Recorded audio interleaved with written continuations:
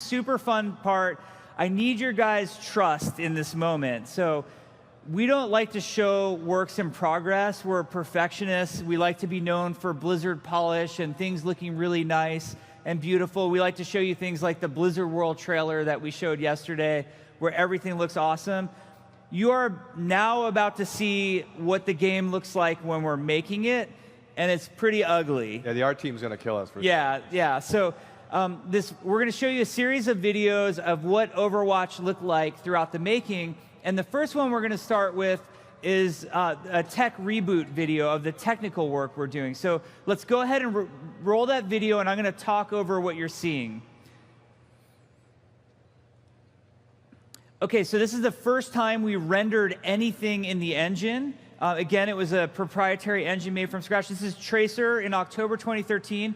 Her little Mickey Mouse hands. We were unable to put guns in her hands, so she had to shoot laser beams out of her eyes to simulate shooting. We had no visual effects. We were playing around with environmental lighting, as you can see. This is the very first playtest of Overwatch, ran by our assistant game director, Aaron Keller.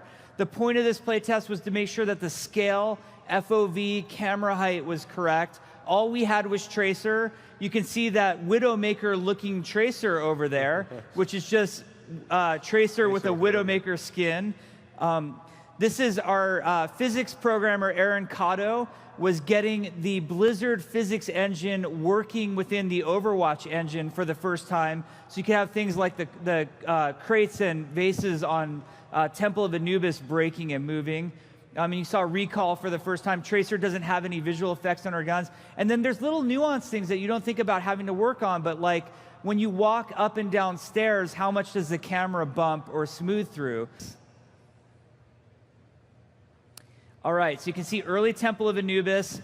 Tracer doesn't have all our textures, but we're getting things like Recall in there. Yeah, the Reaper's T-pose all over. We use the Reaper for scale sometimes. Early on, we're still figuring out how to scale our buildings properly. Sometimes we forget to delete the Reaper. Yeah, so you just have Reapers all over. This is literally the first play test ever with Farah in it. The first day she was in, you can see how slow her rockets are shooting. You barely see it without the trail view. There's no visual effects there. Here's an early animation prototype for Tracer. We're still getting the hang of getting the third person. Her head is just bobbing wildly, which made headshots really hard. So we took a lot of iterations to get just the right amount of movement. All right, so we're moving along, and this is interesting because we came back in January of 2014, and now the game was starting to be fun.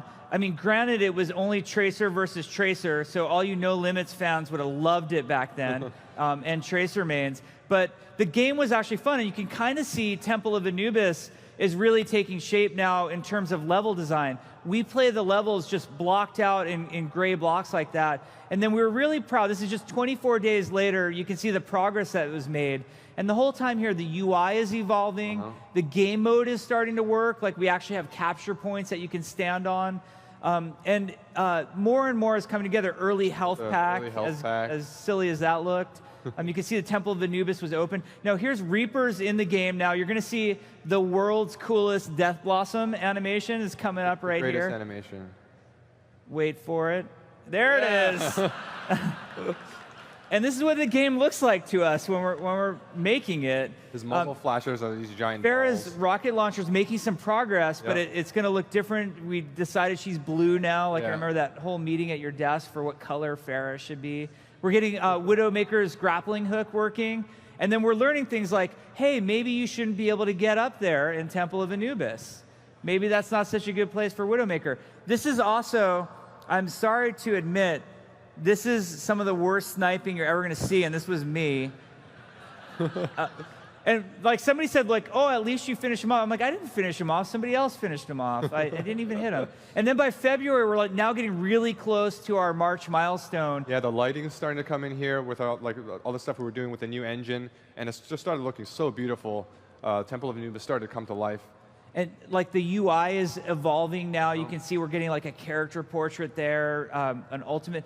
Widowmaker's ultimate used to just put little marks above everybody's head because we couldn't yet render the silhouettes through the walls. That would come later. We're going to start with Hanzo right here. You're going to see the earliest versions of Hanzo in this video. Check it out.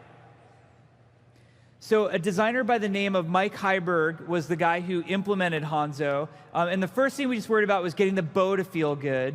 Then we worked on things like Sonic Arrow. So he's hiding Widowmaker right there, and we're throwing the Sonic Arrow. And again, we can't render the silhouettes through the walls just yet. And then everybody's favorite ability, Scatter Arrow, being worked on right here. And back then it was just called Ricochet Shot, but getting the physics to work. And then we were working on this ability called Dragon Strike that was going to be a moving area of effect that does damage. And so for us to do that, we rendered these spheres. Mike Heiberg rendered these spheres, and it quickly became known as the caterpillar. And you can see it, there it is. The googly eyes. And he put googly eyes on it on the other side. So that was Dragon Strike. And then it wasn't even animated for a while. You'll see now we have a dragon. Yeah, so this version is just moving in space. And here's an early animation test by our animator, Jesse Daves. And at this point, we were like, this is really cool, but it's so different from the big caterpillar. It doesn't fill that same hitbox. You couldn't tell if you were in it or not. Yeah, like, could you dodge it if if it just moves the right way? Because of course Torb's going to throw it in front of Torb. And here's early animations on Torbjorn. Like, it looks pretty ghetto. And then Torb trying to find just that perfect spot. Temple of Anubis choke in the early days. And now watch what happens as our heroes come through. Oh, there's Reinhardt throwing his hammer. Ryan didn't make it. Maybe Tracer can make it through. Nope. She's not getting through. Maybe Widowmaker. She's clawed, and she's done. So you just put the claw in front. Watch. Now, Reinhardt can think, maybe charge will get me past the claw trap. No. Oh, poor Reinhardt. I like he's just like deer in a headlights. He doesn't even try to swing or anything. So this was, I think, literally the first Mercy gameplay that you're ever going to see. Early Reinhardt with his shield. Mercy got rezzed.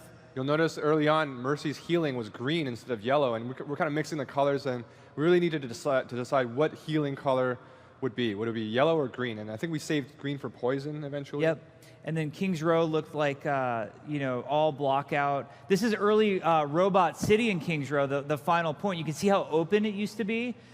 We had a couple problems there. One was sightlines, and then the other was people like me falling in the pit like idiots.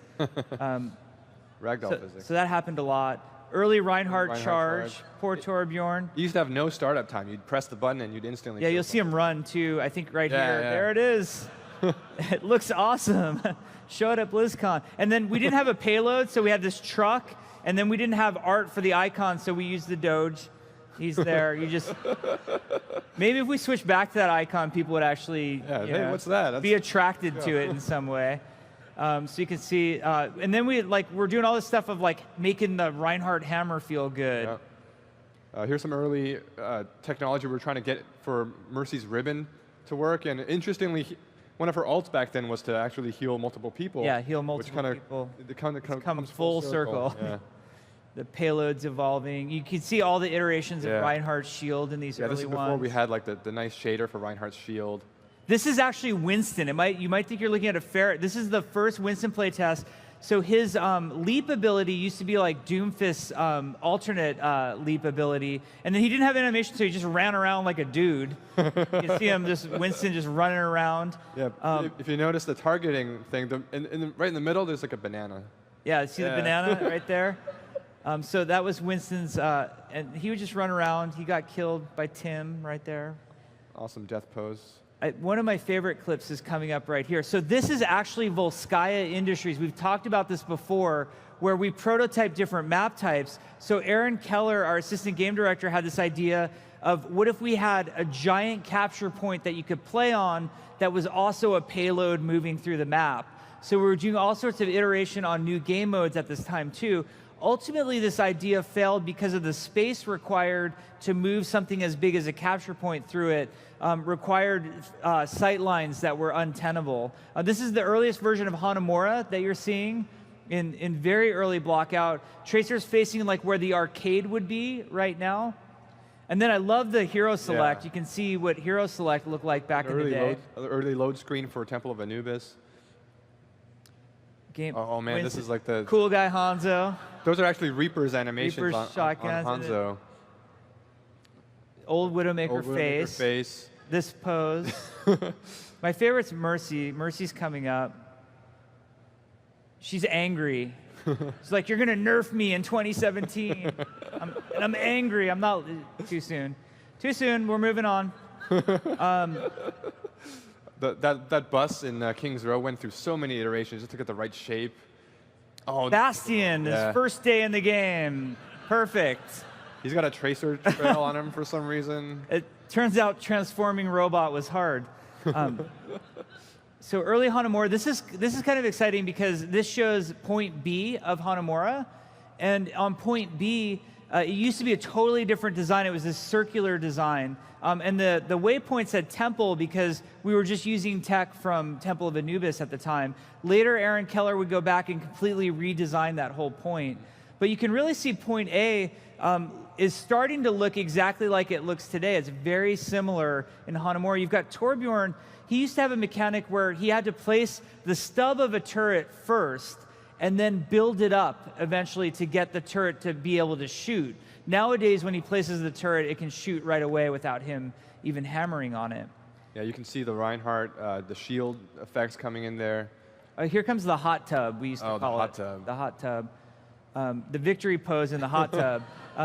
So that's actually the origin point of the map, and we didn't have the victory point, or the victory pose point placed. This was Symmetra's early playtest. Super ghetto temp art for Symmetra's. Yeah, they're little Torbjorn turrets that she's placing on the walls. And then we had her teleporter working. I love this clip right here because, okay, Winston is going to kill the teleporter, and then watch Hanzo. Like, not my problem.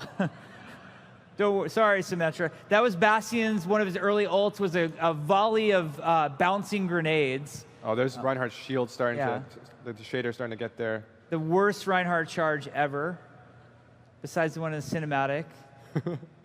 Yeah, there's an early animation prototype for Bastion, back when he still had that shield in front of him. Yeah, he had the shield, and then he gets a little broken in some ways.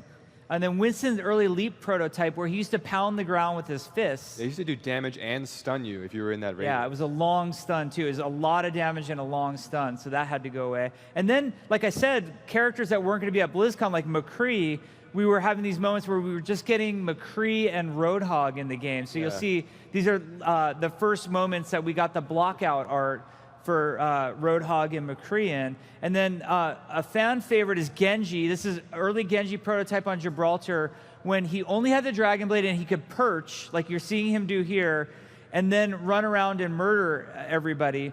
So when people thought it was a nerf going from 8 seconds to 6 seconds on the ult, imagine it forever. Forever Dragon Blade is what Genji started out as. So this is the final hero select that we ended up having at BlizzCon.